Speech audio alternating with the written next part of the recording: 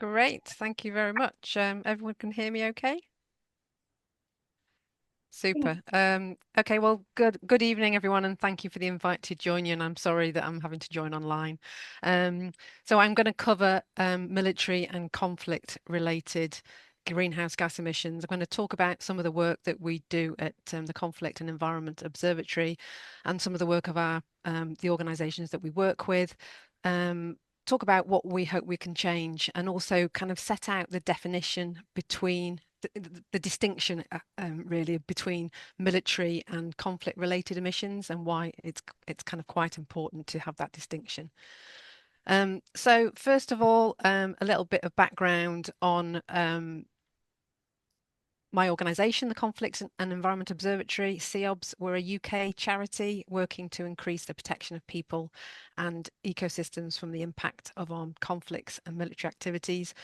We've got an array of different funders for our work. Currently, this includes the Joseph Rowntree Charitable Trust, the United Nations Environment Programme, and the Organisation for Security and Cooperation in Europe. So back in 2021, we set up the Military Emissions Gap website. You see the link here on the slide, and that was with colleagues from Durham and Lancaster universities. And we did this to highlight the lack of data and the need for much better understanding and transparency about the military's contribution to the climate crisis. And I'll explain obviously a little bit more as we go along. So central to this topic, of course, is how governments and their militaries and the military supply chain react to this urgent need to cut global greenhouse gas emissions. Until fairly recently, armed forces around the world, no surprise, were largely exempt from any discussion even on reducing their greenhouse gas emissions. But this has actually been changing. In 2021, the NATO Secretary General did say that there is no way to reach net zero without also including emissions from the military. And last June, he reiterated this need to reduce the substantial emissions from the military activities. However, this year, NATO's new Secretary General, Mark Rutte, is not going to COP, unlike his predecessor. And there's the real risk, obviously, with the Trump administration and everything else that's going on, that this is actually going to slip much further down their agenda. Some militaries have made commitments, but the targets that they set with respect to reductions are often not there, or they're really weakly defined. And it's a key problem that we have of this context of how the military address climate change and how it's discussed. And it's quite imbalanced because a lot of the discussion around climate security and adaptation, it's often about where and how wars are fought in this climate ravaged world, and much less about mitigating the military's impact on the climate itself. And the focus on the military, of course, is really important because first, we know they're huge consumers of fossil fuels, and there's no sign of that changing anytime soon. Secondly, we know that we know relatively little about the overall impact of the global emissions from the military, and that's because there's so many data gaps. And thirdly, we know it needs to change given this risk of this increased emissions with increased military expenditure. Global expenditure, of course, reached a high last year of $2.4 trillion. And it's vital that we see improvements on understanding on how military and conflict emissions contribute to the greenhouse gas problems, and also concrete measures to reduce these. Recent research did indicate that the military build-ups results in total emission increases, and for every 1% of military spending, you're going to get total emissions increasing by 1 to 1.5%. So despite this lack of data, military forces worldwide are estimated to account for approximately 5.5% of all global greenhouse gas emissions. This is just an estimate. It was done with colleagues at the Scientists for Global Responsibility. And if you use this 5.5% and assume it's a country, it would have the fourth highest carbon footprint in the world. And as I said, as military spending increases, greenhouse gas emissions are also expected to increase, especially based on the way that current defence technologies are deployed and used. And the problem with this estimate is that, as I said, it's just an estimate, and militaries themselves don't really fully understand what their own emissions are because they're not measuring them and they're not properly reporting them. And we found this out back in 2020 when we were asked to look at the carbon footprint of the EU military. And when we started to do this, it was really obvious how limited the data sets actually are. That's why we set up the Military Emissions Gap website. It's really hard to see where data sits, the data that's asked and submitted to the UN. It's not very visible. It's really hard to find. And I just encourage you to take a look at that website. I'm not going to go through all the entries in that in the next few minutes, of course, but the links are on the website. So please do have a look and get an understanding what different countries report. So the other problem is that it's not really got a huge amount of transparency within other UN bodies as well. So we've got this lack of transparency with the data that's submitted to the UN under the Framework Convention on Climate Change.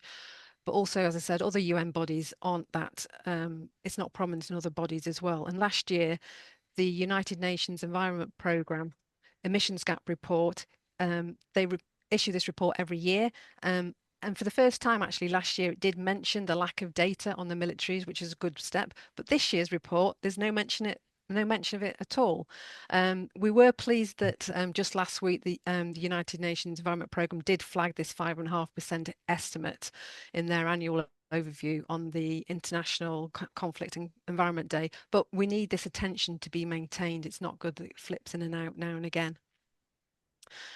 Militaries, of course, have this huge and complex supply chain, and we know that emissions from supply chains, this is what's generally called Scope 3 emissions, typically far exceed an organisation's own emissions.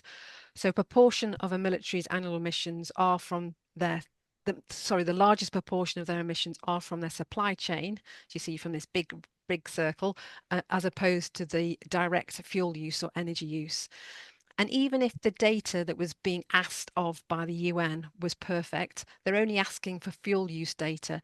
So this still wouldn't give the full picture. And that's why we need much better consolidated reporting in countries themselves.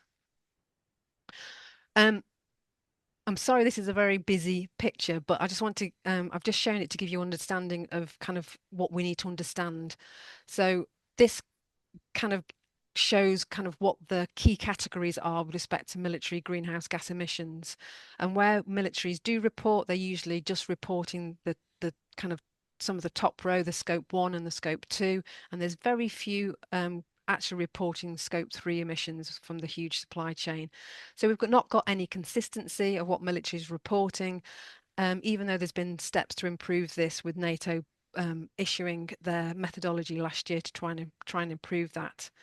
And as I said about, I'm going to mention about military emissions, conflict emissions. Of course, war we know is extremely bad news for the environment. And none of the countries' militaries are actually reporting the scope 3 plus is what we call here, which captures those categories which relate to actually fighting a war itself. And that 5.5% estimate that I gave, again, that is just your day-to-day military activities, and that doesn't include emissions from fighting a war itself. And each conflict, of course, is going to be different. There's going to be different distributions across these categories. And they include a broad range of things, as you see here, from reconstruction needs, displacement of people, for example, degradation of soil, humanitarian support, medical care, that kind of thing, but very far-ranging.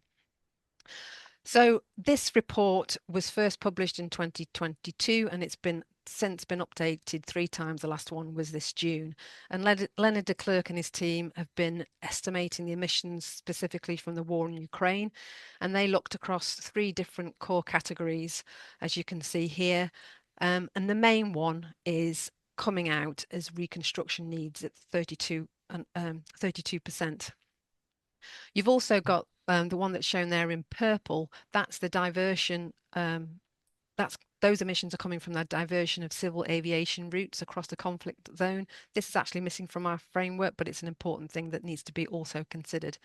And of course, this shows and highlights the scale of otherwise hidden emissions and ultimately helps to address the accountability for the climate damage that's being caused. So moving on to Gaza, in Gaza, the proportion of emissions associated will largely be associated with eventual rebuilding needs, of course.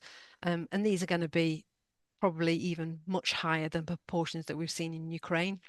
We know from radar analysis mapping that an estimated 60% of all buildings have been either damaged and destroyed. This estimate's back from July as well, and it's probably gone even higher now.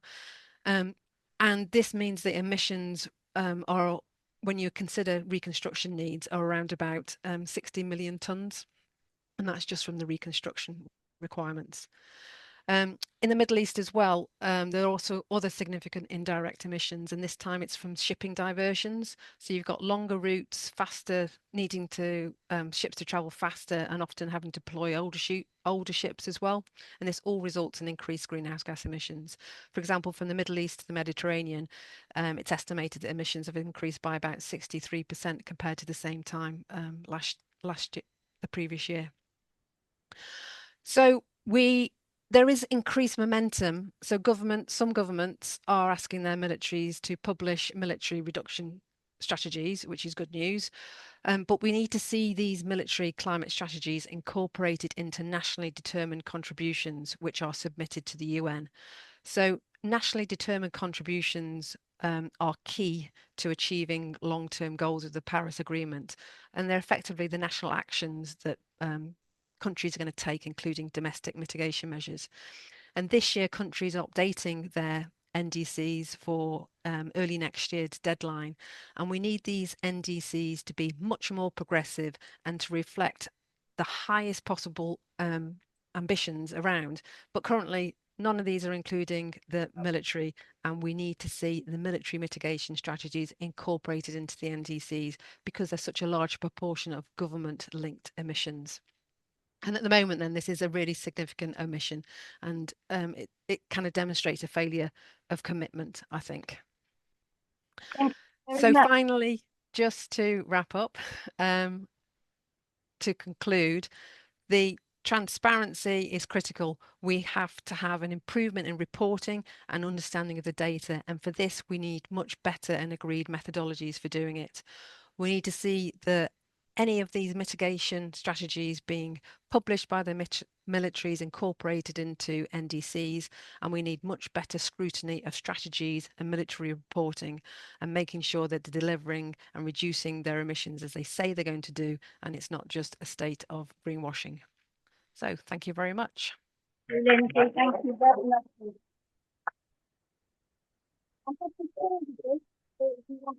Will be on our website. I have recorded this, by the way.